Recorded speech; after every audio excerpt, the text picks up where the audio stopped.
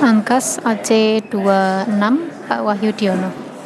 Nggak salah tentang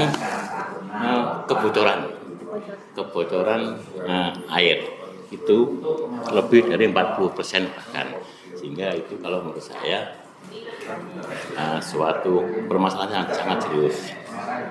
Yang kedua adalah letak perusahaan daerah itu berada di tanah-tanah kapur dan di lingkungan perusahaan yang waktu itu belum optimal dalam pengolahan limbah, sehingga pengolahan air untuk konsumsi itu perlu dioptimalkan. Lupa lagi ya, ketiga itu SDM-nya sangat SDM. Kalau menurut saya juga begitu, SDM-nya terlalu gemuk, terutama di tengah kontrak. Itu bisa dioptimalkan untuk kalau menurut itu merupakan bagian dari masalah kalau menurut saya. Jadi dengan SDM yang gemuk itu bisa difungsikan untuk terjun ke lapangan semua. Jadi administrasi untuk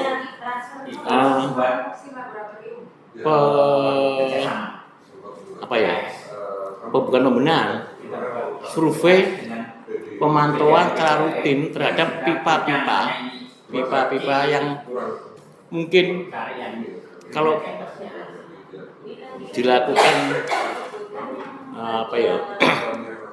pemeriksaan rutin, hingga pipa itu juga kebocoran bisa teratasi. Kedua, meterisasi juga. Kalau meterisasinya itu bagus, juga akan berdampak income-nya juga bagus.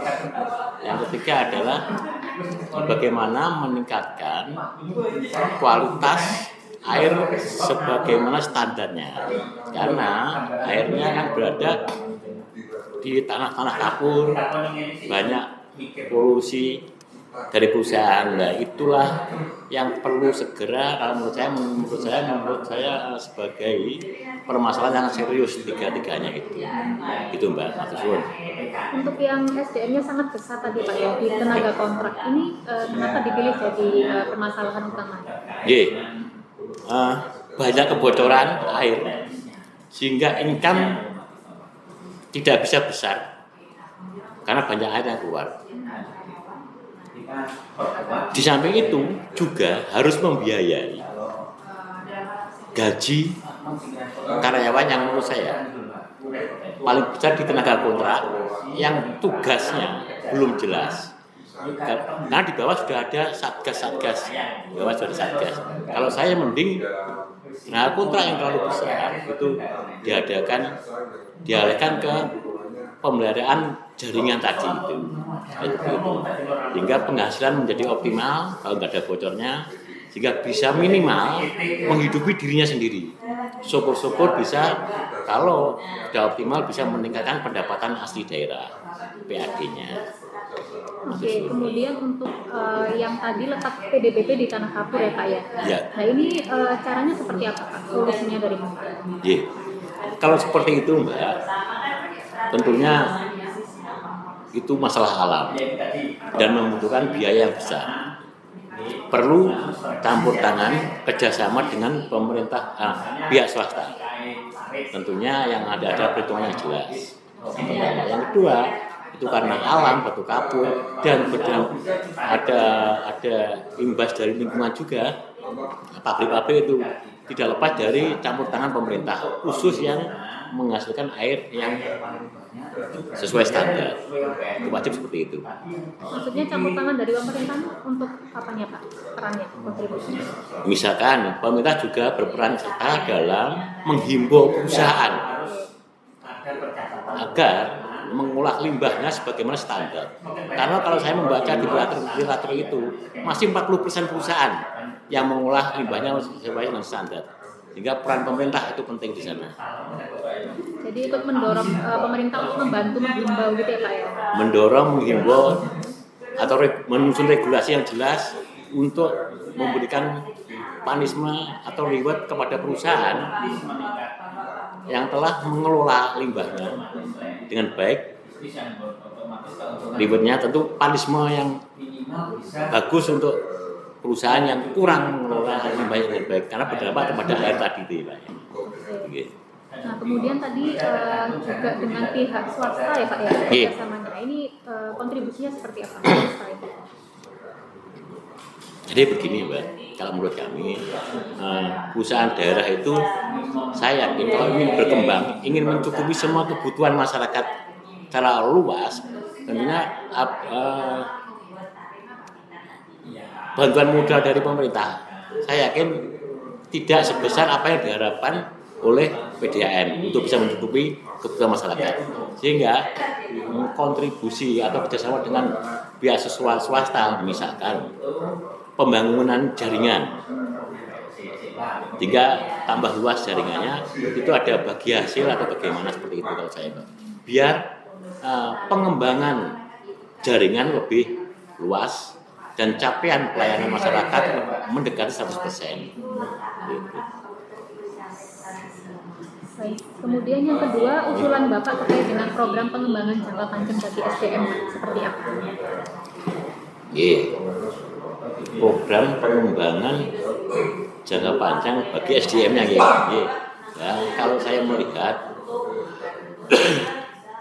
di struktur organisasi di situ masih terlalu banyak tenaga sebenarnya tenaga kontrak, bukan pokja, tenaga kontrak besar banget di situ, sehingga jangka panjang daripada kita memutus kontrak kepada yang sudah masuk, anak-anak itu dikembangkan SDM-nya untuk ke arah yang lebih teknis.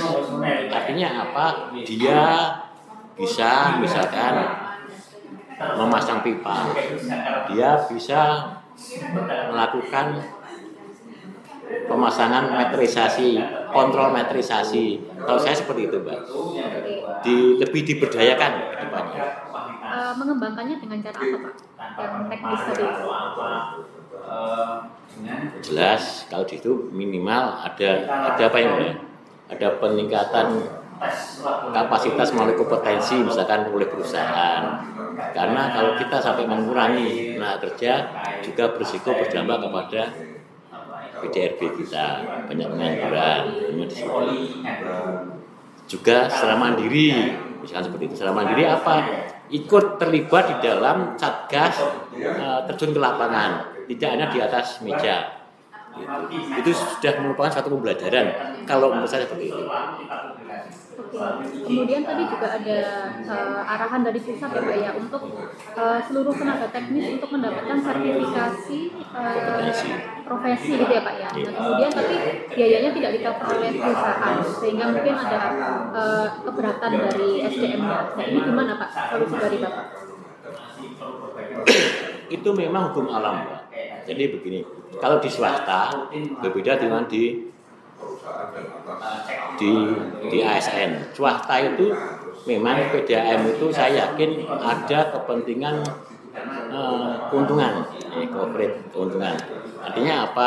Kalau merekrut, kalau teman-teman belum bisa mengantongi sertifikat kompetensi di bidangnya, mungkin itu bisa tereliminasi. Itu salah satu cara untuk mengurangi karyawan. Dipaksa untuk seperti itu. Karena sekarang sudah seperti itu, berbasis kompetensi ya.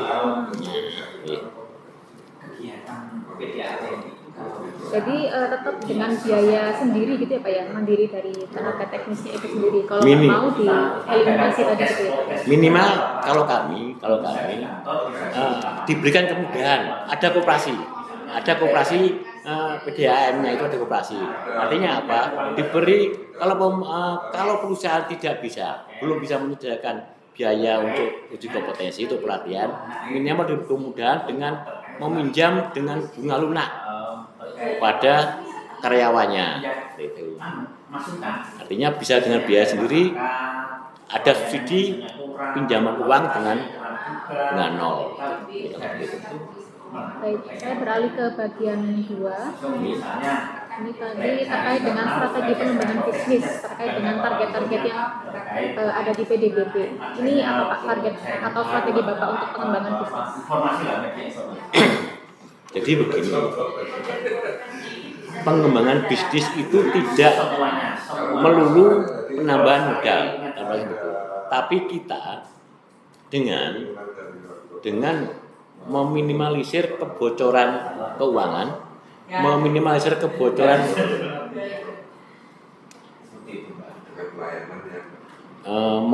meminimalisir kerusakan-kerusakan dengan kita memelihara dengan pemeriksaan rutin semua jaringan, semua meterisasi. Saya yakin itu akan menambah income perusahaan dan berdampak kepada PAD juga pasti di sana. Kalau kita jaga ini pemerintah daerah, saya yakin pencarian modal tidak akan bertambah. Oke, untuk divisi operasi ini seperti apa Pak? Sasaran yang Bapak tentukan ya? Kemudian langkah-langkahnya bagaimana? Divisi operasional. Kemarin tadi saya sudah matur ke Mbak bahwa kalau belum bisa menambah jaringan, minimal pemeliharaan jaringan dan pemeliharaan meterisasi itu yang dioptimalkan. Pemeliharaan jaringan dan pemeliharaan meteran itu yang dioptimalkan agar tidak banyak air yang terbuang. Ini di sini Bapak tuliskan sasaran untuk divisi operasi peningkatan kualitas air. Nah, langkah-langkahnya itu laboratorium pemeriksaan air selalu terpelihara dan juga bekerjasama dengan pemerintah untuk mendorong perbaikan sistem limbah. Betul Mbak, jadi saya sudah matur. Yang pertama, di samping kalau jaringan sudah terbangun dengan baik, untuk mengetahui kualitas air pasti tentunya di laboratorium. Nah, laboratorium itu terpelihara dengan baik. Artinya kalau laboratorium itu dikelola dengan baik, maka standar kualitas air juga akan terbaca dengan baik. Peran pemerintah tadi saya maturkan dengan tentunya dengan menghimbau tadi itu ke jajaran samping perusahaan-perusahaan samping. Oke, kalau yang divisi keuangan tadi seperti apa Pak? Sasarannya Pak? Jadi keuangan di perusahaan pasti ada cash flow-nya Mbak. Artinya begini, harus tetap memperhitungkan uang yang masuk dengan uang yang keluar. Artinya apa? Pendapatan harus balan dengan penerimaan. Disinilah kita bisa menekan dengan kalau kita melakukan pemeliharaan rutin tadi, tentunya biaya yang dikeluarkan akan semakin kecil, tapi pendapatan akan semakin besar karena air tidak banyak terbuang. Itu Mbak. Kalau saya memberinya ke sana. Tapi kalau dibandingkan dengan kelas pro keuangan, tentunya wajib dari sisi keuangan ada pelaporan mingguan. Jadi selaku direksi kita bisa cek, bisa mengontrol apa-apa yang dilakukan dalam minggu ini, bahkan apa yang dilakukan dalam sebulan terakhir itu, hingga mengurangi risiko penyelewengan keuangan kalau saya di sana. Ini kan Bapak sebagai direktur ya Pak ya, Direktur Perencanaan dan Pengendalian Proses Bisnis. Nah, divisi operasi layanan dan keuangan ini kan ada kepalanya juga ya Pak ya. Nah, ini Bapak gimana caranya mendorong kepala divisi ini untuk mencapai target yang Bapak tentukan tadi? Jadi begini Mbak, tentunya dalam perusahaan pasti ada target pendapatan itu pasti, dan rencana pengeluaran seperti itu. Hingga untuk divisi keuangan kita selalu menekankan keluarkan keuangan sesuai dengan perencanaan. Untuk divisi operasional kita selalu menekankan agar merencanakan apa yang akan dilaksanakan, apa yang akan dilakukan per bulannya, schedule seperti itu.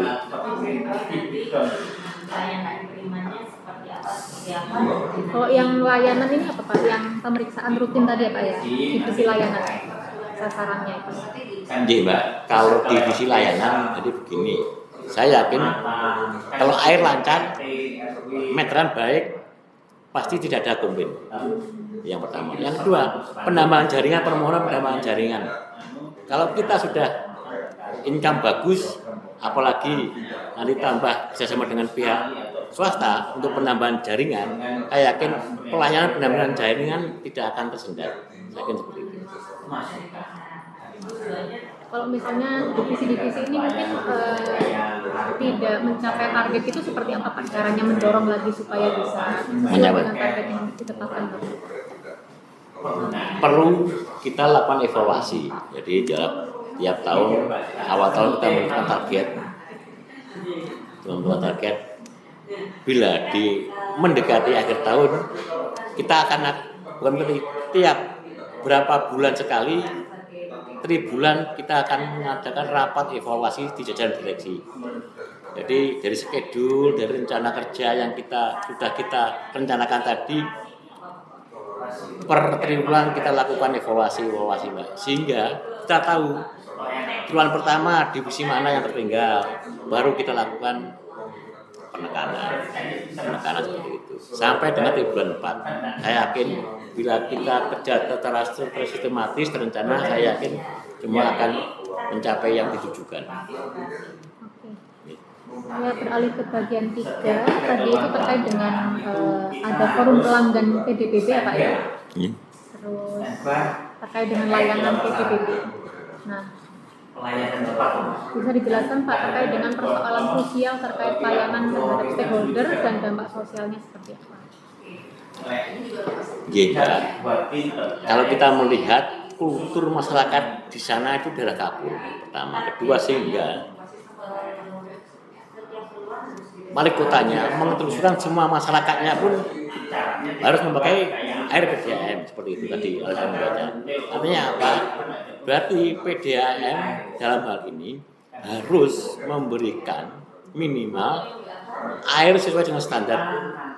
Kedua harus standar. Kedua pelayanan kepada pelanggan itu diutamakan. Artinya apa?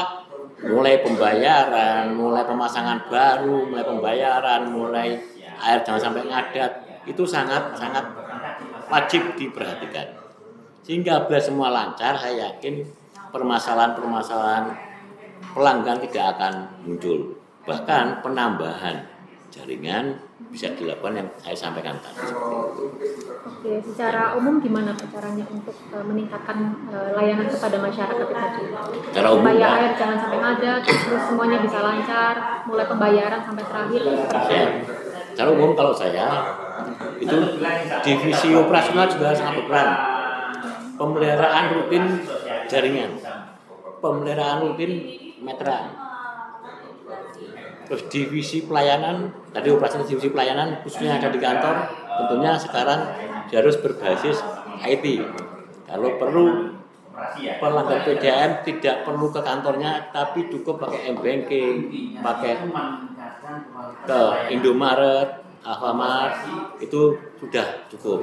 Jadi divisi pelayanan harus di samping jaringan juga harus mempermudah pelayanan-pelayanan yang agar pengusaha pengguna tidak terlalu repot dalam membayar. Tagihan bisa muncul di HP, bayar bisa di HP, seperti itu Mbak. Kalau saya seperti itu.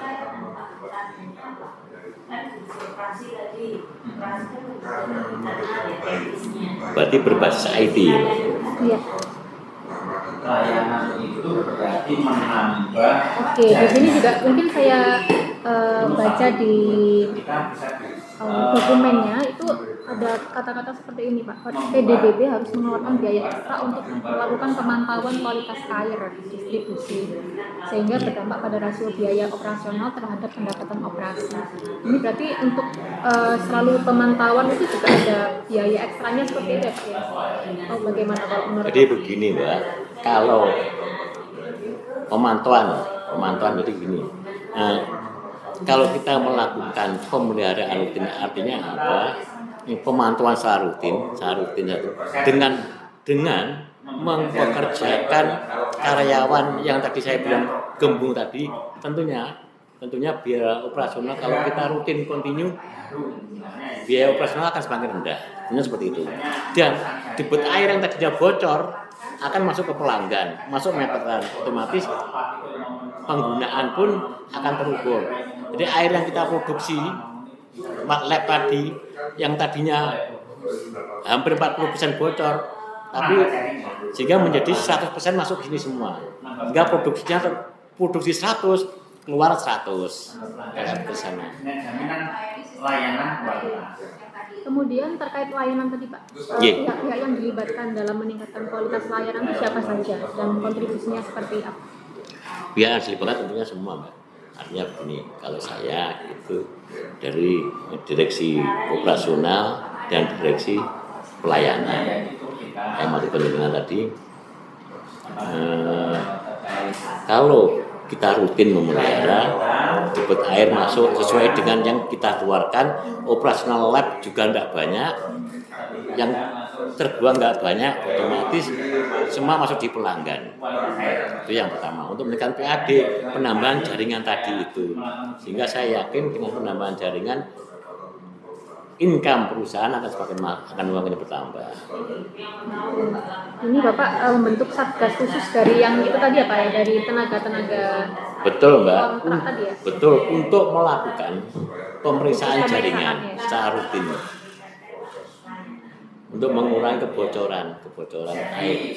Oke, selain membentuk satgas khusus, mungkin ada pihak-pihak lain yang ingin Bapak libatkan juga?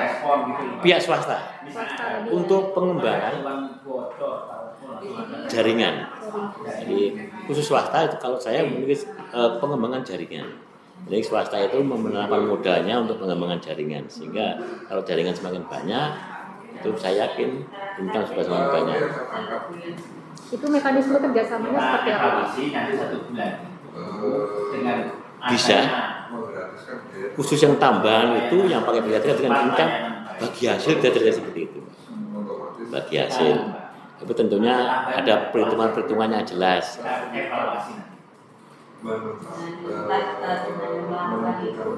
Oke, kemudian konflik yang muncul dari pelayanan yang diberikan kepada pelanggan.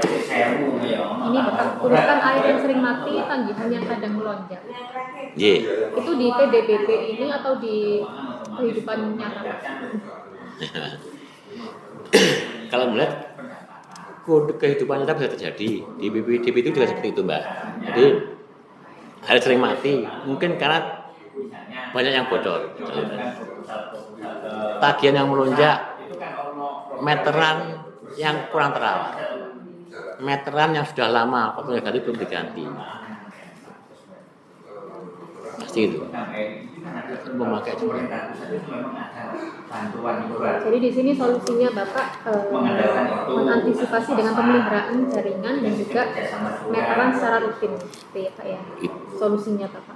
Betul, komplain dari pelanggan tadi lagi. Itu dari sisi operasional, tapi dari sisi pelayanan kita bisa mempermudah pembayaran pelanggan melalui teknologi informatika. Misalkan tagihan lewat HP cukup, pembayaran lewat m-banking cukup, lewat Indomaret kalau punya HP cukup, seperti itu. Itu untuk meminimalisir gejolak yang ada di masyarakat. Oke. Nah ini Bapak tadi membaca nggak ya Pak yang adanya kemungkinan swastanisasi di PDBP? Iya. Yang ada perumahan elit Pak. Iya. Seperti itu. Makanya Mbak, tadi saya mau dengan mungkin bisa terjadi untuk di kawasan, karena air itu merupakan kebutuhan pokok manusia dan pemerintah wajib mensejahterakan warganya.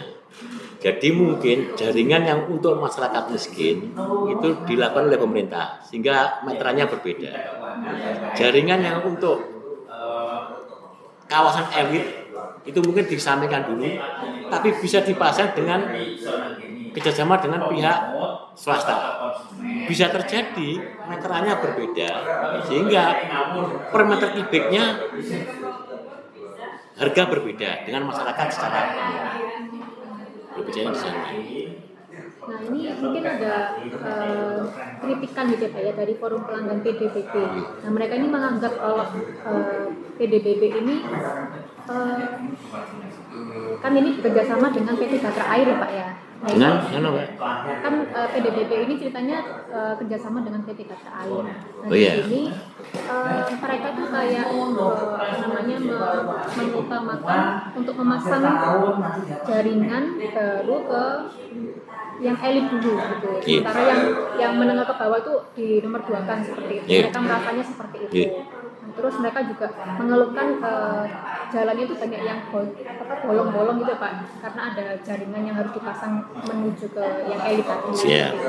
Nah ini mungkin jadi ada kendala gejolak gitu Pak dari yang menengah ke bawah. Nah, ini gimana Pak caranya Bapak itu meredam gejolak di masyarakat yang menengah ke bawah tadi? Mbak, itu berarti kalau menurut saya itu keluar dari konsep saya. Artinya kalau saya berkonsep, saya andaikan saya direkturnya, saya pasti akan melakukan pemasangan itu ke masyarakat kecil dulu. Karena memang kewajiban negara itu memenuhi kebutuhan masyarakat. Untuk yang kawasan elit, dengan sudah terbangunnya semua jaringan yang ada di masyarakat kecil, elit itu kita pakai swastanisasi. Artinya apa? Kerjasama dengan swasta, jaringannya seperti itu. Kalau sampai yang ini perusahaan pemerintah, kalau mendahulukan kepentingan kaulo elit, kalau besar, saya yakin akan menimbulkan gejolak yang seperti itu. Oke. Nah untuk yang gejolak yang sudah terjadi ini seperti apa Pak? Jadi begini Mbak, karena air itu kebutuhan primer, jadi tidak bisa kalau kita mendahulukan ke yang kaulo elit. Kalau sudah mendahulukan, akhirnya timbul gejolak seperti itu. Kita memang wajib, pemerintah daerah dalam hal ini wajib turun tangan untuk menyelesaikan agar jaringan yang ada pada masyarakat kecil segera terpasang. Kalau memang nanti PDAM sudah tidak mampu menangani itu, berarti pemerintah daerah lah. Karena ini perusahaan pemerintah daerah, wajib itu hukumnya untuk membantu menyelesaikan permasalahan itu. Ketika belum terpasang, kalau pasang yang warga ini kedua entah, saya yakin wajib pemerintah itu turun tangan kalau sudah seperti itu. Oke, jadi juga mendorong pemerintah daerah ya Pak ya untuk ikut turun tangan tadi Pak ya. Betul Mbak. Agar jaringan Khusus gejolak itu ya. Ya. Tapi kalau khusus untuk menangani kualitas air yang bagus tadi itu, pemerintah daerah perannya menghimbau pada perusahaan tadi itu. Masalah. Ya itu tadi permasalahannya apa? Oke, saya beralih ke bagian bagian yang terakhir. Iya Mbak. Ini terkait dengan mungkin pelanggaran ya Pak ya. Siap. Boleh diceritakan dulu Pak, mungkin pelanggaran seperti apa yang Bapak temukan di PDBP? Yang pertama, kalau saya lihat itu bukan pelanggaran, Pak. Tapi kalau menurut saya kurang ada etika. Artinya begini, setiap ganti pemimpin pasti membawa pasukannya untuk dimasukkan di lembaga-lembaga seperti itu. Kalau menurut saya itu gejolak yang kurang bagus untuk suatu perusahaan. Yang kedua adalah banyaknya jaringan yang bocor, dan itu menimbulkan kerugian bagi perusahaan karena produksi air itu sangat tinggi, yang terbuang juga tinggi, yang terjual sedikit. Saya yakin itulah kebocoran yang menjadi permasalahan yang sangat serius di situ. Ketiganya bisa terjadi pemeliharaan yang kurang optimal. Artinya apa? Manajemen operasional itu kurang berjalan sebagaimana mestinya, sehingga banyak seharusnya tidak bocor bisa terjadi kebocoran karena seperti itu, kurang ada pemantauan yang secara kontinu.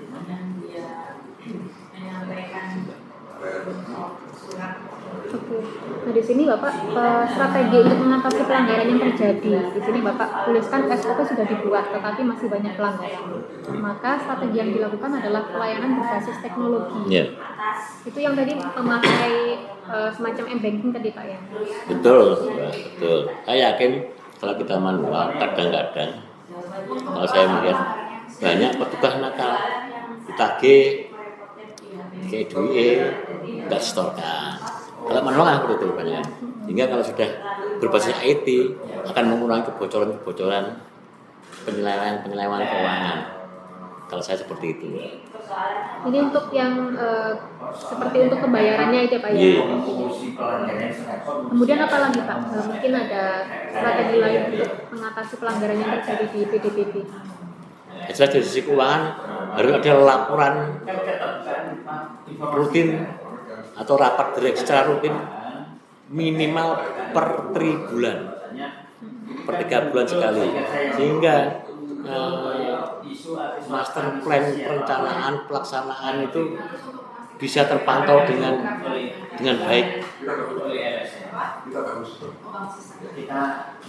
Dengan bisnisnya. Baik. Kemudian ada langkah antisipasi untuk meminimalisir pelanggaran tersebut tidak terjadi lagi di kemudian hari. Itu seperti apa Pak caranya? Ya. Kalau kami Mbak, tentunya memberikan reward dan punishment. Jadi memang kalau itu melakukan pelanggaran harus diberikan punishment. Kalau itu dia melakukan prestasi harus diapresiasi dengan reward. Nah, jadi ada agar tidak terulang itu memang harus ada reward dan punishment bagi karyawan-karyawan yang ada di PPDB tadi itu. PDB. Reward dan punishment penting untuk karyawan. Kemudian untuk sistem untuk mengantisipasi persoalan pelanggaran, Bapak sistem secara IT ya Pak ya. Yeah. Jadi akan terrecord semua kejadian, semua pengajuan, kapan mulai dilakukan tindakan pelayanan. Betul Pak, di situ ada pengajuan sekarang menurut SOP 5 hari sudah terpasang, tapi sudah 2 minggu nggak terpasang. Jadi nggak bisa mantau. Gitu. Tapi kalau kita sudah berbasis IT pengajuan, direksi cukup melihat dari handphone, dari iPad.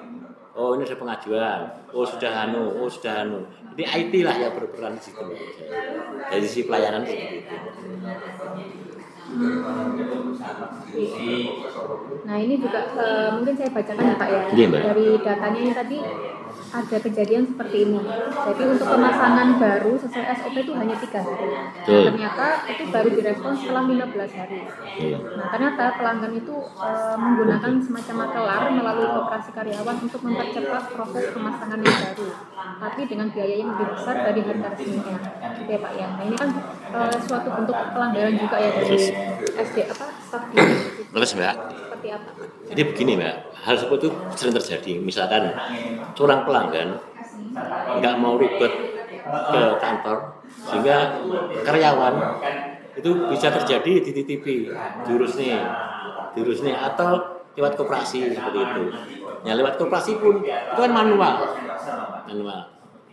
sehingga akan besar kemungkinan tidak sesuai SOP.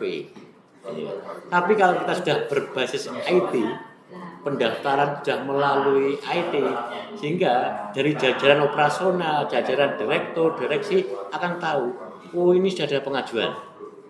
SOP-nya 3 hari terpasang, ya kita bisa ngecek terpasang apa belum di situ. Tapi kalau kita belum berbasis IT, saya yakin kalau manual akan banyak permainan di situ, seperti yang disampaikan di situ tadi. Oke, nah kepada oknum ini seperti apa Pak? Caranya Bapak mengatasinya? Tentunya saya maksud tadi pasti ada punishment dan wajib. Apalagi kalau sudah ketahuan, berarti punishment terberat bisa dilakukan. Punishment kan bermacam-macam, bisa ringan, berat, sedang. Tapi untuk yang berprestasi tentunya kita harus tetap wajib memberikan reward. Pimpinan tidak boleh cuma nyalahne tapi iso benerne, iso ngelem, iso nyenengke. Baik, ada tambahan dari Bapak? Sampun, Mbak. Sudah? Yeah. Baik Pak, saya rasa cukup untuk wawancaranya. Matur suwun. Setelah ini ditunggu lagi ya Pak ya. Masih ada wawancara yang kedua sama diskusi kelompok. Oh, siap. Oke.